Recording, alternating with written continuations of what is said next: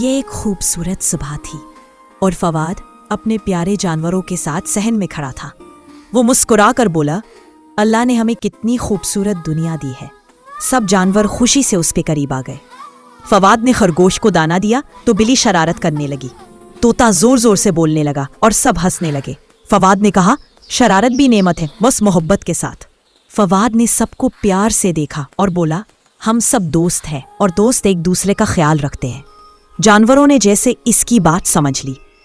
فواد نے سب کو پیار سے دیکھا اور بولا، ہم سب دوست ہیں اور دوست ایک دوسرے کا خیال رکھتے ہیں۔ جانوروں نے جیسے اس کی بات سمجھ لی۔ فواد ہنس کر بولا، غلطی ہو جائے تو صبر کرنا چاہیے۔ طوطا بولا، صبر بہترین عادت ہے۔ سب ہنس پڑے۔ فواد نے نرمی سے کہا، اللہ کو رحم دل لوگ بہت پسند ہے۔ خرگوش نے خوشی سے اچھل کر شکر ادا کیا۔ فواد نے پیار سے پانی کا پیالہ رکھا اور کہا، اللہ کی مخلوق کا خیال رکھنا بہت بڑا نیک عمل ہے۔ جانور خوشی سے اس کے قریب آ گئے۔ اچانک بلی نے خرگوش کے پیچھے دوڑ لگائی۔ فواد ہنستے ہوئے بولا، دوستی میں شرارت بھی خوبصورت۔ سب ہنسنے لگے۔ فواد نے نرمی سے کہا، اچھا اخلاق اور رحم دلی اللہ کو بہت پسند ہے۔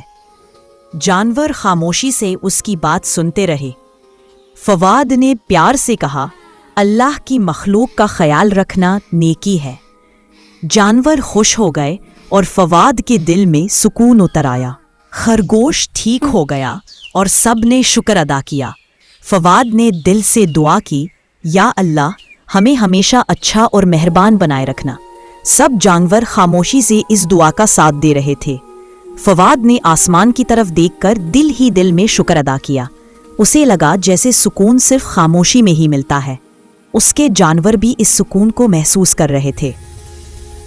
رات کے سناکے میں فواد نے اللہ کو یاد کیا۔ اس نے سیکھ لیا تھا کہ شکر انسان کو مضبوط بناتا ہے۔ اس کے دوست خاموشی سے اس کے پاس بیٹھے رہے۔